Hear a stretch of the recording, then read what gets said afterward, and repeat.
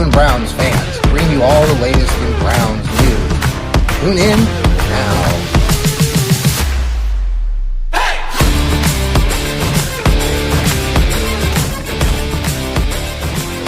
And good evening, everybody, and welcome to another episode of the Fanatical Elfz Show. This is a new year. It's 2025. Welcome to all of you crazy Browns fans out there. We appreciate you tuning in to our programming. We are here in 2025 and have lots to talk about today as the Browns prep to play the Baltimore Ratbirds on Saturday afternoon at 4:30. We'll be there. We won't be there. We'll talk about it before the game starts. But thanks for joining us here on the Fanatical Elfz Network, part of Fans First Sports Network. We've got Steve Gill. We've got Sam, the man, and we've got Jarrell. I'm hearing some background. Someone's got background going. I'm not sure who's. Can you hear that? Echo. No, I can't hear it. No? Okay, cool. It's Jarrell, I believe. Hello, Jarrell. Can you hear us? Yeah, I can hear you. Live TV. Jarrell, you're a little bit muted. We can't quite hear you real good. We'll come back to you. Okay, we'll come back to you. Steve Gill. Yes. The leader of That's the me. Dog Pound South Campers. How are you? Dog Pound South podcast. I'm fine. Watched a great game yesterday afternoon. Very, very happy. Go Buckeyes. I just wish those ACC officials actually knew what offensive holding was. Yes. Man, that was a terrible display. What did I hear that stat? They haven't been held like all season long.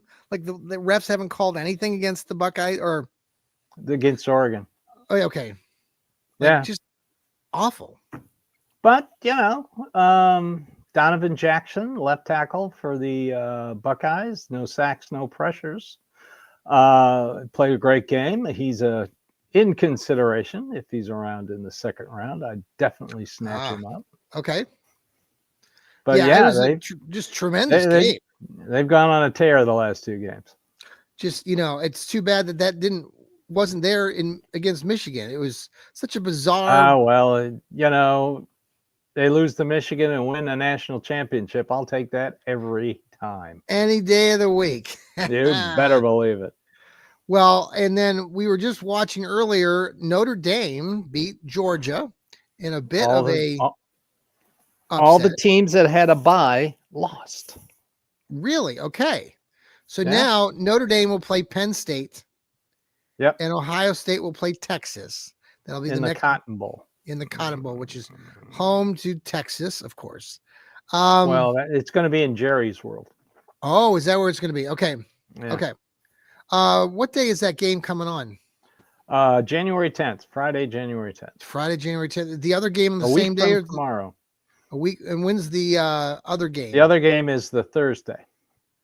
The day before. It'll be January 9th, and then the national championship is so a week from today. Monday the 20th.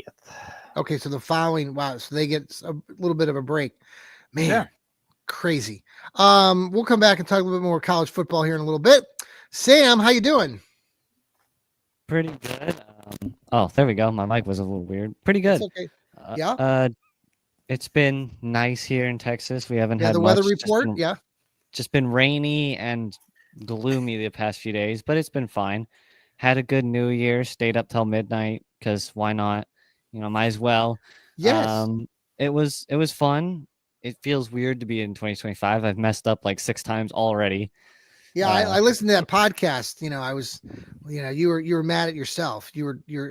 Yeah, because but I'll get used to it by tomorrow probably. But yeah, It's been nice. Excited for the draft. Watched the Penn State game. Did some scouting on Abdul Carter. He's very good. I think he would be a perfect pick for the Browns at 3. But I haven't done a whole lot of scouting yet, but I'll be doing that over the offseason. So just excited for the draft coming up because I like the draft, but disappointed in the Browns regardless of what happened. Yes, you do, Sam. You do a good job of the with the drafting and all. I've been thoroughly impressed. Young man down there in Texas. He knows Yes, he does. he does a lot of good stuff there. So if you get an opportunity to listen to his Browns breakdowns, he had a show released earlier today. So tune into that on Apple, on Spotify. You can catch all of our podcasts anywhere you listen to your Cleveland Browns podcast. Type in Fanatical Elfz Network or Cleveland Browns, and our network, the Fanatical Elfz, will pop up, part of Fans First Sports Network. So thank you very much. Jarrell, how are you? Can you hear us? Can you hear me now? Am I Yes, good? we can hear you Okay. now. All clear.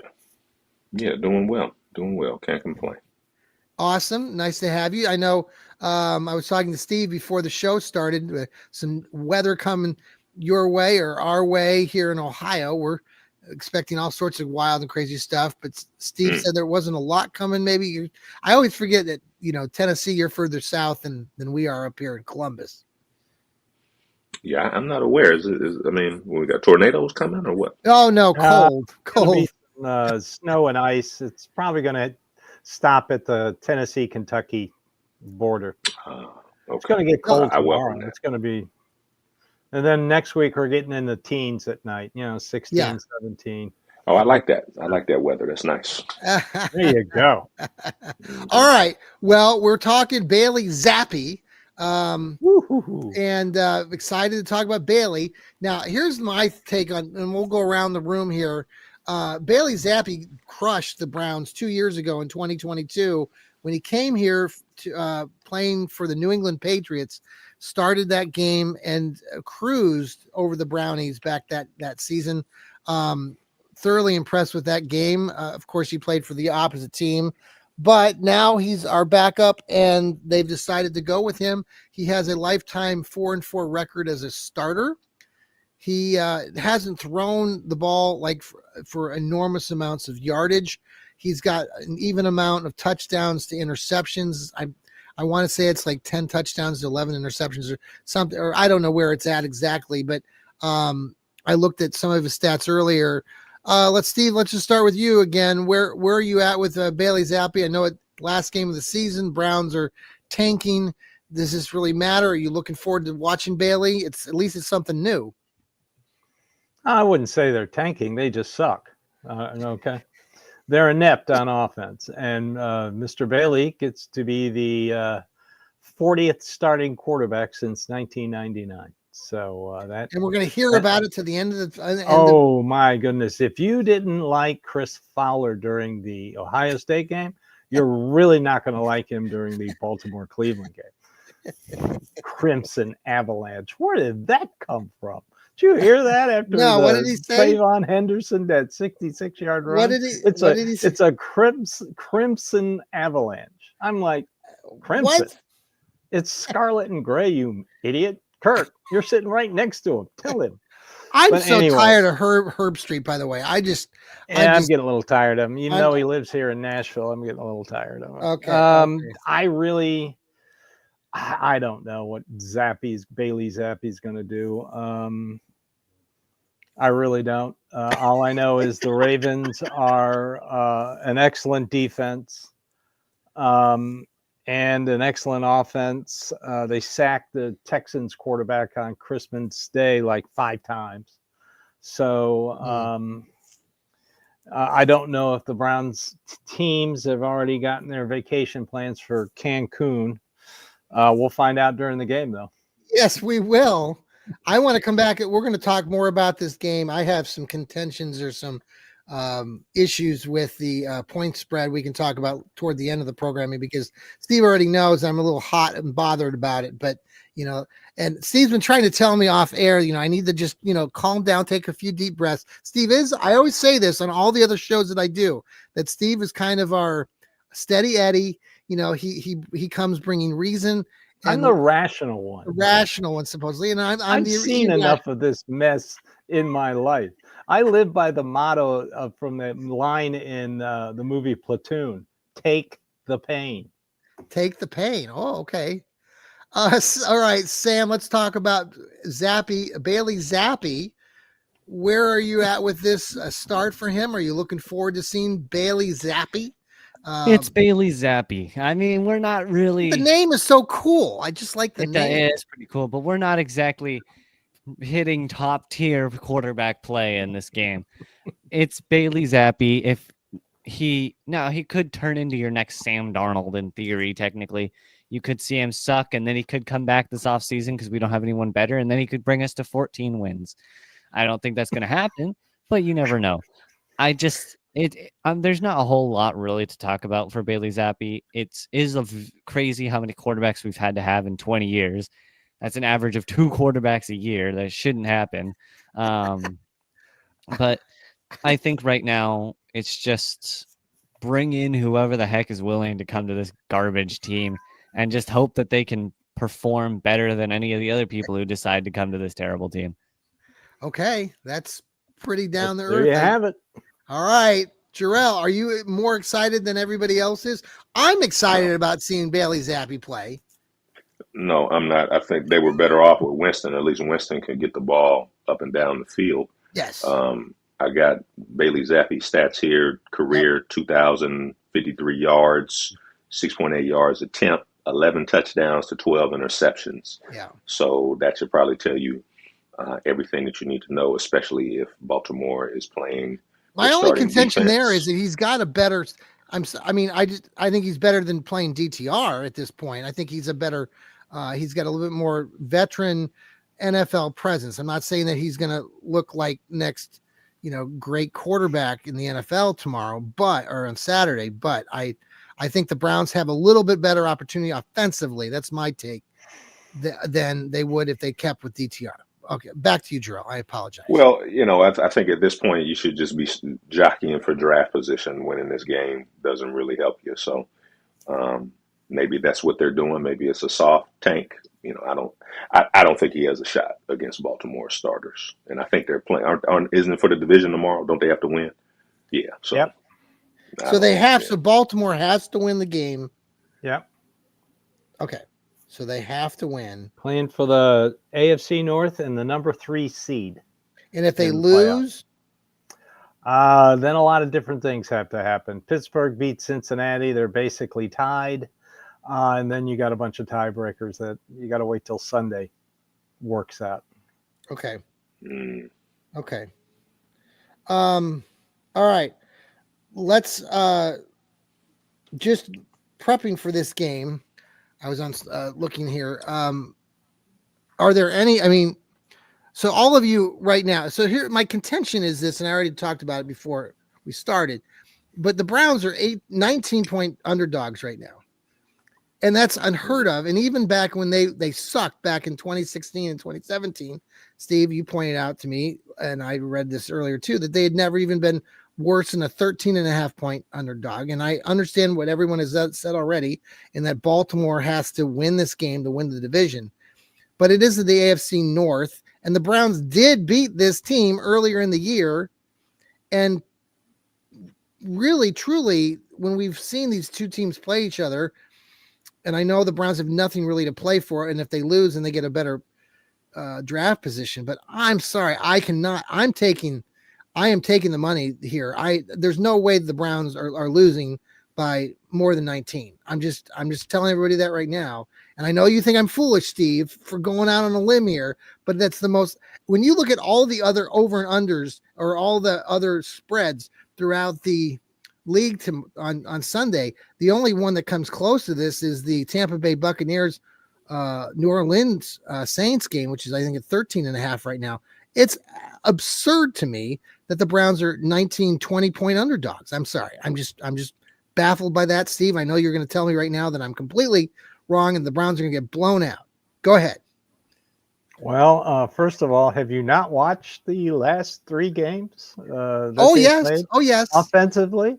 Yeah, oh, yeah. 13 points in 3 games. But we have a good we have a good defense. 3. Here's my thing. We're going to score. Points. We're going to score more than what we have because we got Bailey Zappi quarterback. We're going to lose.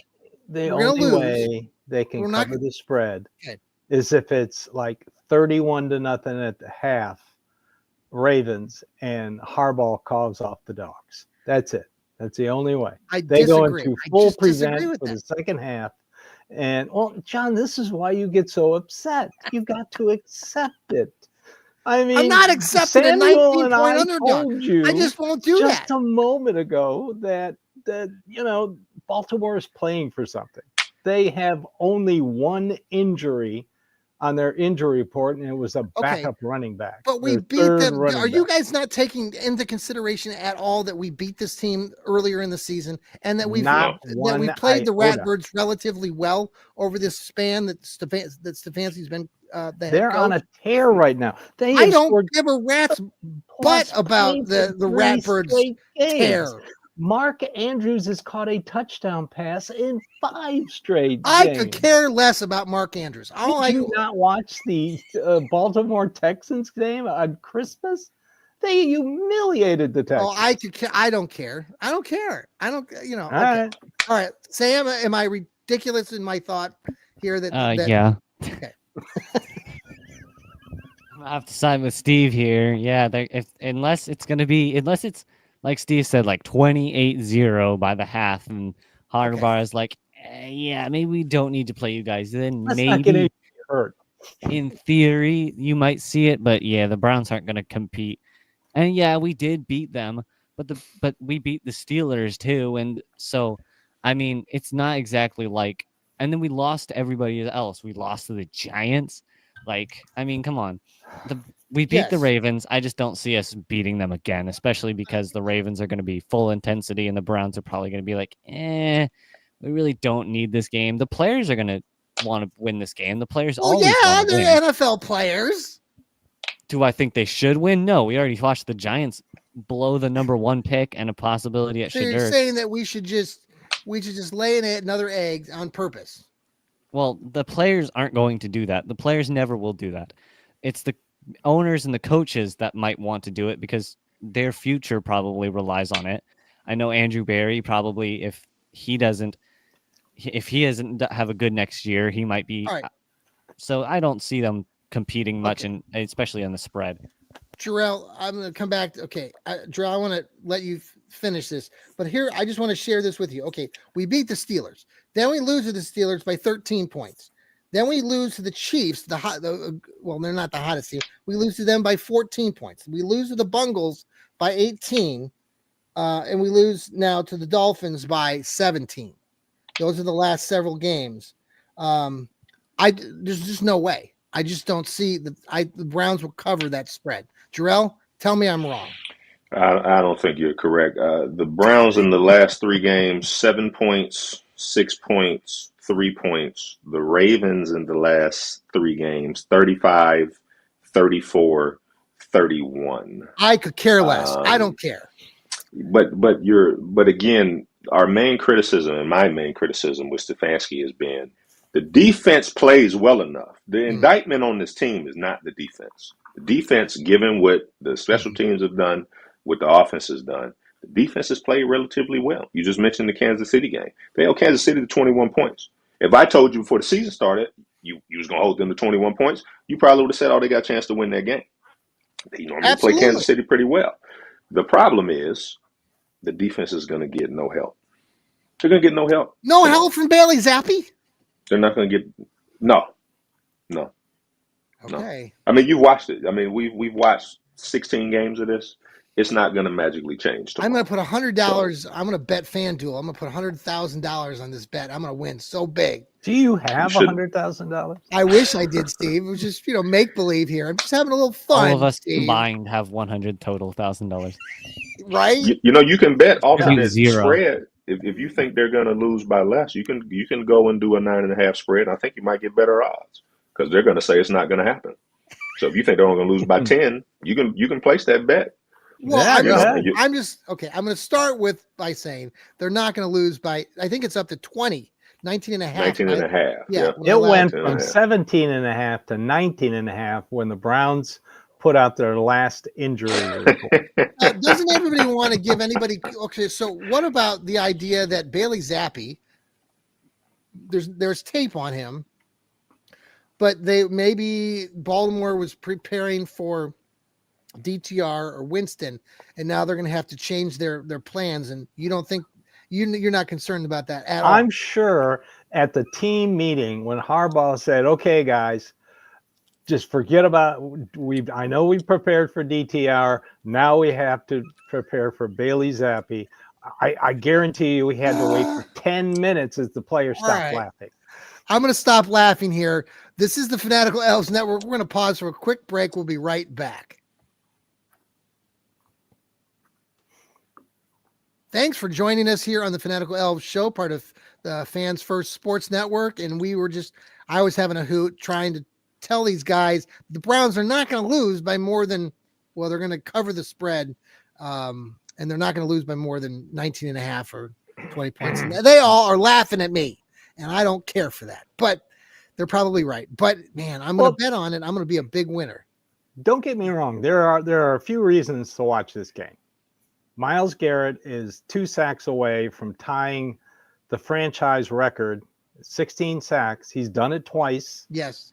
Jerry Jeudy is 6 catches away from tying not only the franchise, but the NFL record for catches, 89, held by Ozzie Newsome and Kellen Winslow. Is he really? And he is... Let's see, he is 4 away from tying Josh Gordon, who set the franchise record for catches by a wide receiver. And also, I'm very intrigued by the younger players, especially Jawan Briggs and Isaiah McGuire. I want to see more of them. I want to see what they do in this type of situation. So, yeah, there are reasons to watch, individual reasons. I'm just not going to get tied up in the sweating out every drive the Browns have offensively. I mean, I pretty much accepted it last game. Like I said, I was looking forward to the Oregon-Ohio State game, and it did not disappoint. All right. Let me shift gears. I just want to talk. Jarrell sent us an article earlier today talking a little bit about the Browns season, article that was written by a couple guys collectively from ESPN. Jarrell, we were talking about it off air before you joined us about this article, and I know that we saw some of your comments between you and some of our other colleagues, like Ethan Greenberg, who does his own podcast with us.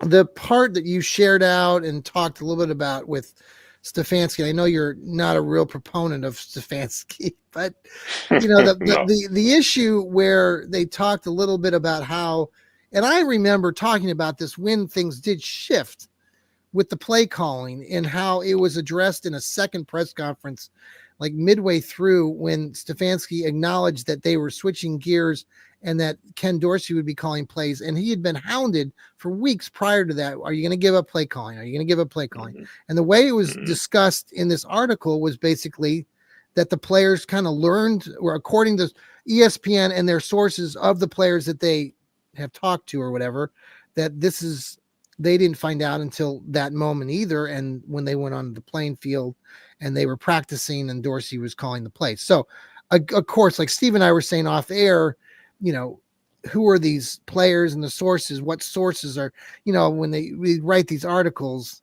it'd be nice if they had a name with it, but they didn't. So there's, you know, fluff out there. I don't know. It just, I know you were in your argument about Stefanski. We can talk a little bit about this. I know you don't feel that like it's more of a passive aggressive approach to coaching. I will say this before I let you comment, Jarrell. The part in the article that I thought was a little bit interesting was when Joel Bitonio, they shared Joel Bitonio's comment about how Kevin Stefanski participated in this activity that they kind of reflected on some things that were going on in their lives when they were doing their training camp in Greenbrier. And I know he's talked about that and how the players to kind of bond, but he actually disclosed, Bitonio did, that Stefanski talked about a friend of his that had cancer and some things. And so it's interesting because when you listen to the players right now, at least the ones I'm hearing from the locker room, they all are very supportive. They sound like they're supporting Stefanski. So I know you don't agree with everything I probably just said there, and Stefanski, you'd rather have seen another coach. But what did you think about this article, and you want to expand on that a little bit? Well, I think it showed why they're 3 and whatever, and probably going to end the season with 3 wins. When Winston, there's a part in the article where it says Winston went to him. Let's see here. When Winston took over as QB1 after Watson got hurt, this prompted Winston to approach Stefanski with questions about Dorsey calling plays because he wanted to run Stefanski's offense. Winston wanted to run Stefanski's offense. Based on what the article said, he came here as a reason. That's one of his reasoning. Under center work, play action work. Why would you, if he's coming to you man to man asking for a response, and based on the article, it doesn't sound like he really got one. Hey, just trust the process, trust the coaching staff to put you in a good position to succeed. Again, when you said everybody was hounding him, when you're going to give up play calling, Yes, he does it more or less out of, okay, you want me to give up play calling? The backup is in, I'm going to go ahead and give up play calling now. Almost like, see what, this is why we're 1-6, or this is why it hasn't worked, and this is what it's going to look like going forward. I brought up the Baker Mayfield shoulder thing. When Baker Mayfield wanted to play, Stefanski didn't shut him down. Hey, all right, you want to play? All right. Let's see. We're going to show you what's going to happen when you play. To me, that's not coaching. When you're basically taking a stance of, oh, y'all don't want to do it my way. Well, let me show you what happens when we don't do it my way. That's how it looks to me on the outside looking in. And if you look at the results, as I've said, I know people don't really agree with me. Statistically, he's the worst coach in this division. But let me ask you this, because I think I know Steve and I have talked about this a little bit in the past. Like when, the whole discussion with Myles Garrett, and Steve was pointing out, and Steve, you can elaborate on this too as well, please, that, if you listen to Myles Garrett throughout this past season, and especially the last couple of weeks when he was asked about changes and he doesn't want to do a rebuild, he did support Stefanski and Barry and did say that, he wants them to come back. So that goes kind of again. So I'm a little bit like, while I don't like what I see either by Stefanski in some ways and how he's coaching, it seems to me that at least he might have the locker room still, and he at least has players publicly supporting him. And maybe there's bigger reasons for that. Myles doesn't want to tear down. Myles doesn't want to rebuild because, he's 8 years in. It's going to be 9th year. So I'll let you finish, Jarrell. Well, I guess to address that, I don't think firing the coach is a rebuild. You look at you went from 11-6 to 3 and whatever, and everybody says this guy is a quarterback whisperer. He had 4 starting quarterbacks last season. Yeah, he's going to have 4 starting quarterbacks this season. So what was it? Was it really him, or was it luck? Remember, they won a lot of one-score games that they probably wouldn't have. So what is it? That's my thing. We can really go back and dissect the tape. San Francisco missed a field goal. There was a couple dropped interceptions. Like, was it really your coaching, or was it just luck? And the Bears game last year, we won that if the kid. We got lucky there. A ball bounced off, but Steve, what do you think about what we've just been talking about, and this, how you were telling us the other day about Myles supporting coach and listening to other conferences over the last couple of months with him? Yeah, the players like it because he's honest with them. And that's what Myles said. He basically said that in an interview. We got his back as he's got our back. He tell it like it is. There's a lot of games with coaches and players, and a lot of players don't like coaches who aren't honest with them. And apparently Kevin Stefanski's honest, according to Myles Garrett, who's in the locker room. He's honest with them. So I'll take his word over it. That's all I got to go on. Yeah. Myles he doesn't want to rebuild because he knows what happens when they rebuild. And the temptation is, if you're going to do a total rebuild, you fire the GM and the coach. That's just the way it works in the modern NFL. It doesn't work when you fire the coach 1 year and fire the GM the other world. heads up, Browns fans, we've done this before. Fire the coach one year, fire the GM next year, fire the coach this next year, fire the GM. It does not work. That is dysfunctional. Are the Chargers So going through a rebuild right now? Just a question. Are they going through a rebuild? Because they got a new coach this year. that's true. They did. They also have a franchise quarterback. What about Sean Payton? Sean Payton, is this his first or second year? This is his second year. Second year. Second year. They're fighting for a playoff Third spot. year? So Okay. Yeah, and he got rid of the quarterback he didn't like, who went to Pittsburgh and is now going to take them to the playoffs, which I don't know what good that does because Pittsburgh hasn't won a playoff game in 8 years.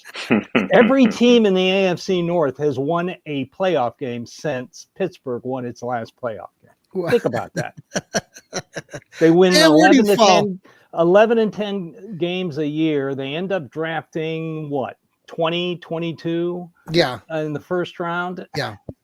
And then the next year they go through the same thing. And next year they don't even have, I don't think they have a quarterback signed to the roster next year.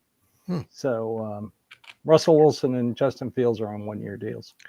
That's true. So, Justin Fields make it over here to Cleveland instead of Kirk Cousins. Sam, what do you think on that? Not as a starter. I don't want him as a starter. He's not that good as a starter. Sam, where do you fall with everything we talked about with Stefanski? And then I mean, I've said it a million times. I think Stefanski, he hasn't been great. I don't think he's been a terrible coach, but I think he's not going to leave this year. I don't think. I think and Jarrell is frustrated by that. Yeah, I figured as much. I knew I said that making Jarrell angry in air quotes. But right now, what you need to, he's not going anywhere this year. If he sucks again next year, I think we have definitely a big problem. But he has a room for excuses. He can blame it on a lot of the things. I think he could be. I think if we took everything out and set Stefanski and Barry 2020, and then give him Watson, like Watson actually comes back and is good, I think it would have been different. I don't think he would have been as bad. Yeah. But it's hard to gauge everything because the team has been so broken. The team can't seem to find its legs. Quarterback has been a problem for 4 years now. Nick Chubb is always getting hurt. We're always having injuries. There's just a lot of problems that the Browns are experiencing. So it's hard to perfectly judge Stefanski, but he has been quite poor in the past few years. Okay. Final topic I want to bring up, and then we'll close with any final comments or takes on the game going into Saturday. By the way, we will be having a pregame show Saturday prior to the game. The game's at 4:30 Eastern time. Join us for that pregame show, and we'll have a postgame show after. So this whole thing with the new stadium, and I know all of you live out of town. They did come out last couple days. The city came out with this whole shenanigans. The mayor wrote this letter kind of threatening the owner Haslam's with, show us your plan or make sure or whatever. We want new owners, and it's just for show.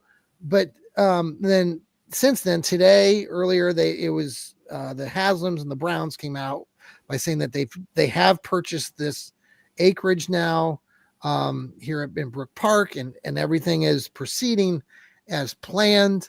But here locally, and you guys get this as Browns fans living out of the state, but there's a lot of mixed emotions still amongst a lot of Browns fans, and especially those that really want the stadium to stay in Cleveland. And there's a lot of misinterpretation of what exactly is going to be paid for. My understanding and everything I read suggests that the Haslams are planning to put forth, 2/3, at least 3/4 of the money toward this stadium, toward all this stuff around there, which is good. But the opinion from others who are anti-Haslams, anti moving it to a dome, are all like, well, you're killing downtown Cleveland. The money is not going to be all Haslam's, and you're going to put it on taxpayers' pockets. And I just think that's not true from everything I've read. So I guess I just want to see where you guys fall as far as this. To me, it seems like this dome is coming. There's nothing right now other than just posturing between the two sides, and the city isn't going to win. They're trying to put out this Art Modell law that was created. So, Steve, let's start with you again. Where do you fall with all of this? Is this just all fluff to you as well, or where do you find where things are going right now with everything? Well, I wish the local politicians in Cleveland would take into consideration the people they represent and not the power they want to hold on to. The Haslams can help make the lakefront a very, very nice place. They would help. And by doing all of this, you are alienating them. It's going to happen, people. There's no way to stop. I don't know why the mayor says, well, you can't do it. The Modell law doesn't even apply. The judge hasn't even ruled on what the Modell law actually is. Yes. And when he does, it's going to That's a separate, right? That's a separate law. Yeah, it's a separate thing. The Haslam group asked a judge to explain it, basically to explain it. And when he does, it's going to come out in favor of the Haslams. I mean, the Modell law prevents them from moving out of state. Yeah. And for the mayor to use the rhetoric. Oh, that letter was just stupid. Used after it was announced Modell was going to move, to try and spike up the feelings of Browns fans. That's just ridiculous. And also saying he's going to have to sell the team. Right. That part just like, where did that come from?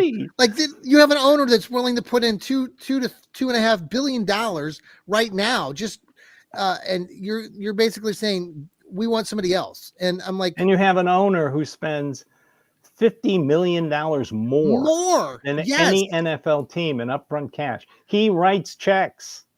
Everybody hates the Dolans because they're cheap. This guy writes freaking. Now, let me ask you this, Steve and Jarrell. You guys are both in Tennessee, and I know he's from Tennessee, and I know that some people have contentions with the Haslams. They think that they're dirty. They think that they're not honest. I'm like, well, welcome to the real world.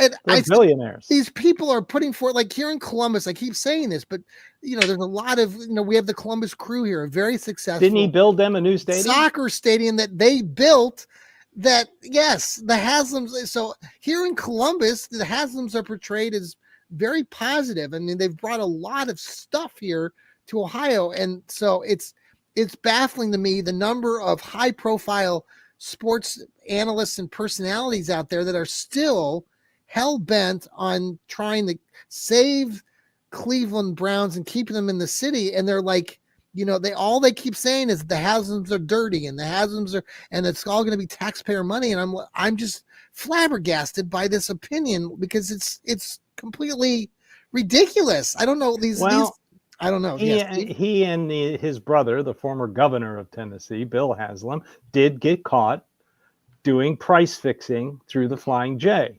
Yes. They lost their first case. It got thrown out on appeal. The federal government is not going to charge him again, basically because the Haslams have better lawyers.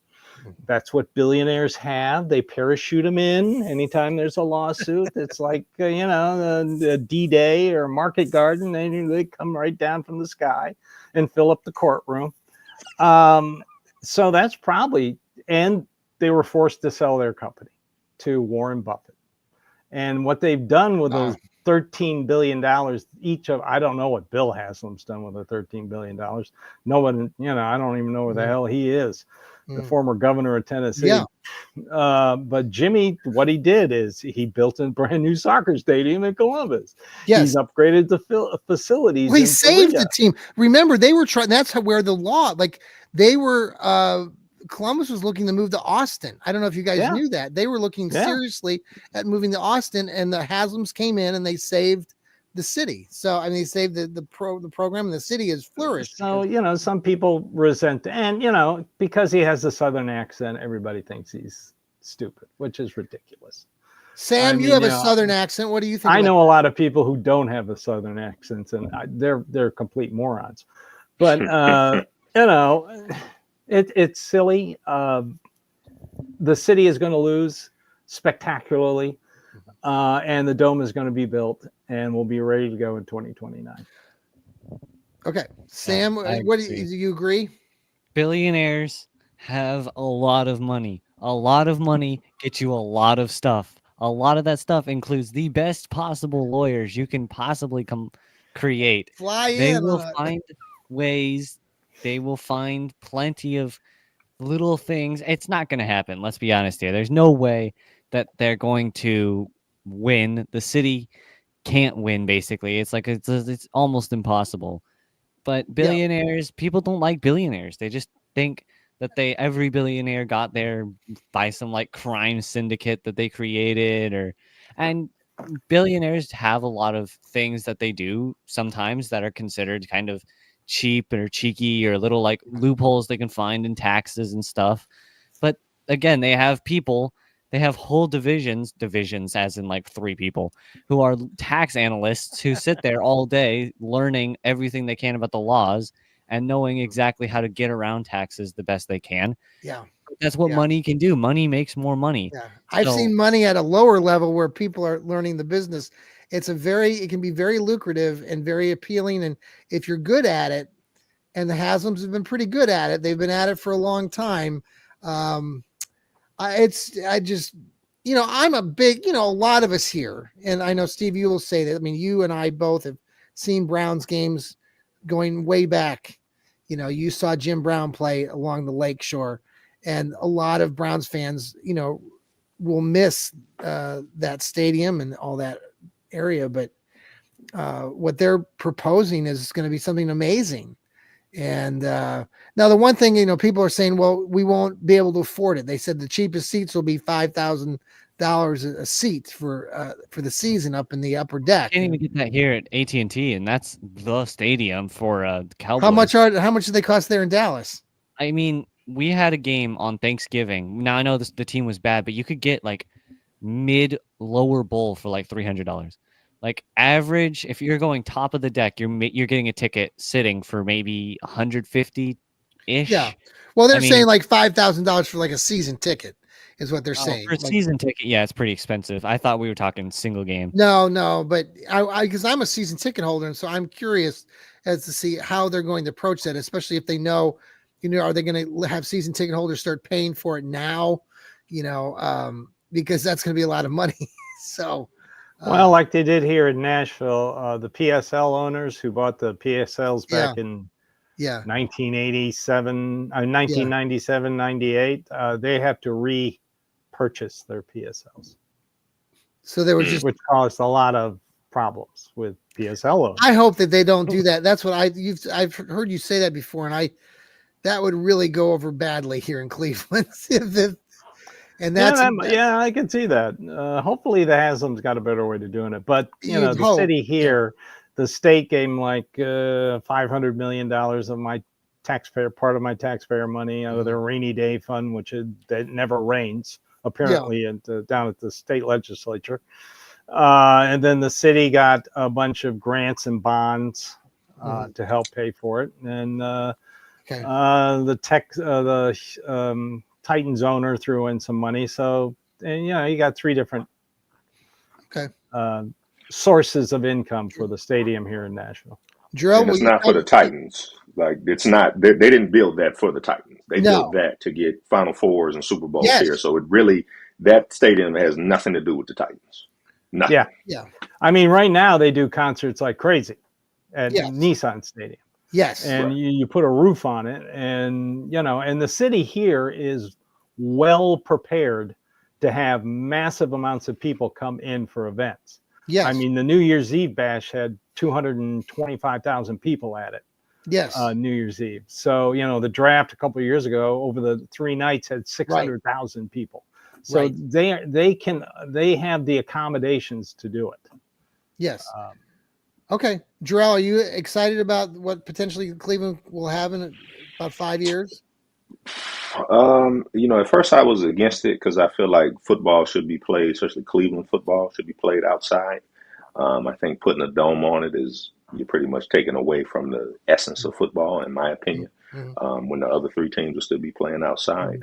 But the more I think about it, it's kind of like, well, maybe it's a fresh start, because the real irony of this whole situation to me is, and I've read a little bit about, how when they originally left, because I was only like 8 or 9 years old. Yeah. But I don't know, did the city, and maybe y'all can speak to it, but did the city and taxpayers fight enough the first round to keep them? But then now that they left, it's like the Browns, the current Browns, are in a really, I don't know if any team has ever been in this situation where they take your team, the foundation of your team, move it to another city, right? Ozzie Newsome is probably one of the best GMs of all time. He's a Cleveland legend, but he was in Baltimore. So then you get an expansion team to basically assume the history and the colors. And not only do you have to go against your arch rival, the Pittsburgh Steelers, you got to go against basically your spiritual predecessor and get your ass kicked every year for the most part. Yeah. So to me, the new stadium is like, well, maybe this is a way to break away from, the original team leaving, because essentially you got to play against yourself. It's like if Superman left and they say, all right, but we're going to give you a different Superman, but you got to go against the Superman that's been around for 100 years. It's going to take you a minute. Right. I like that. Good analogy.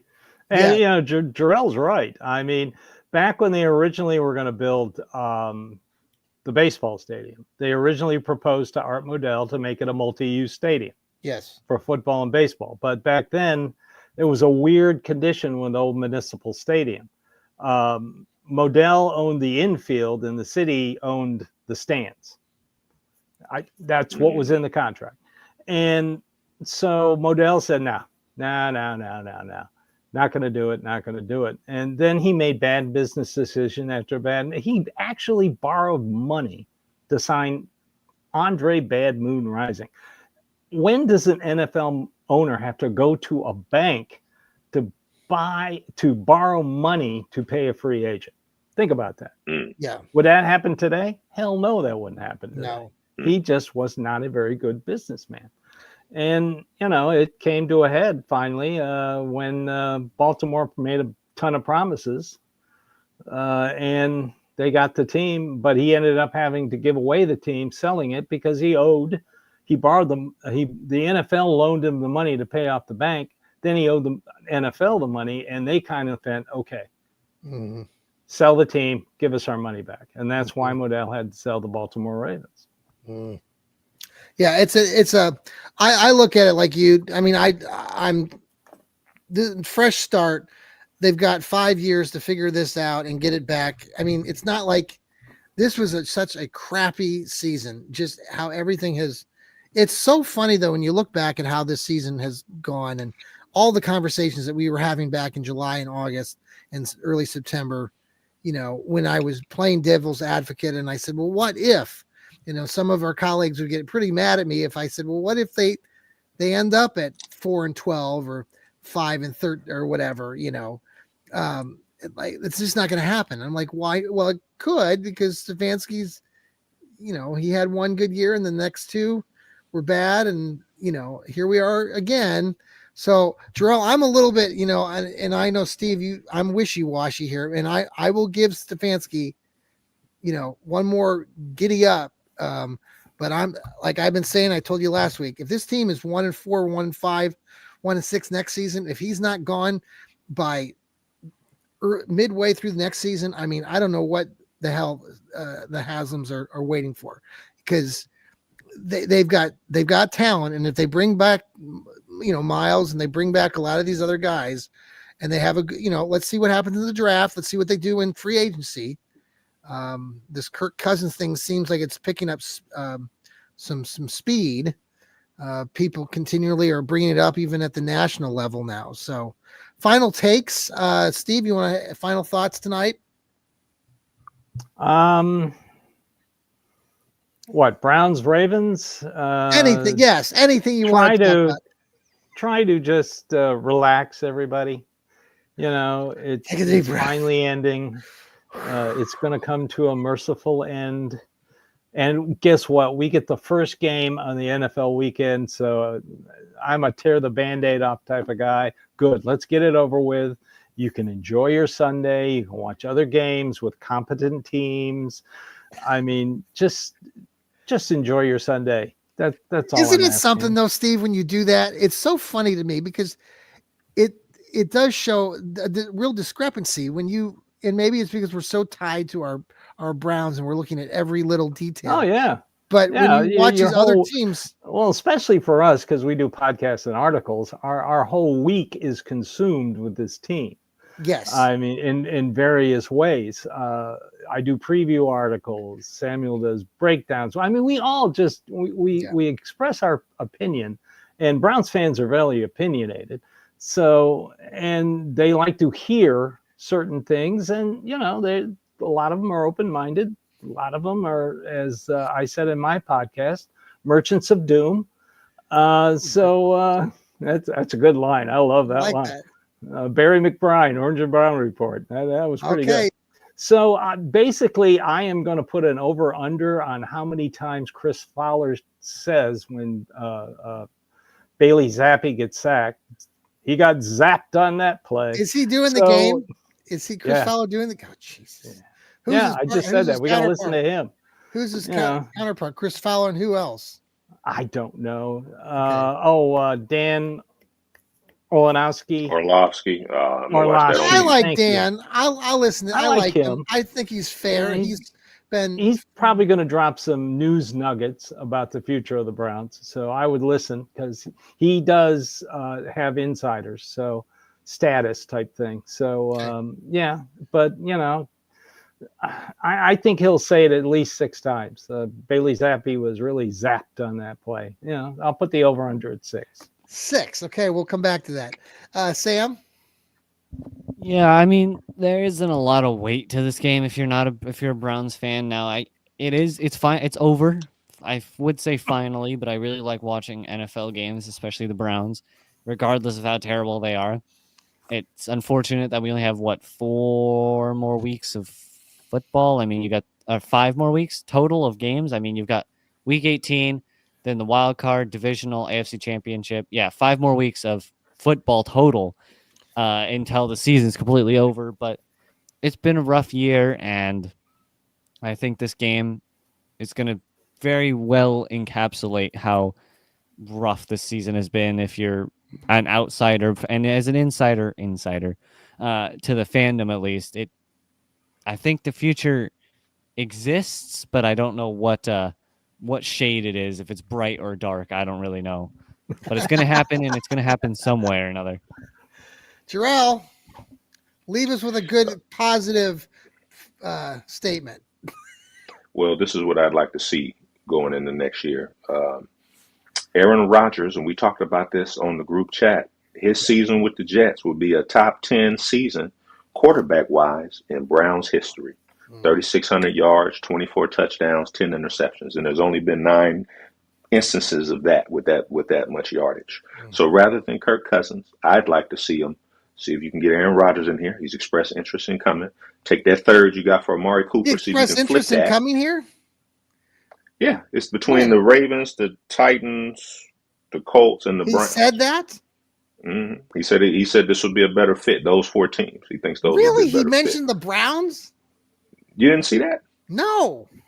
Yeah, he said that.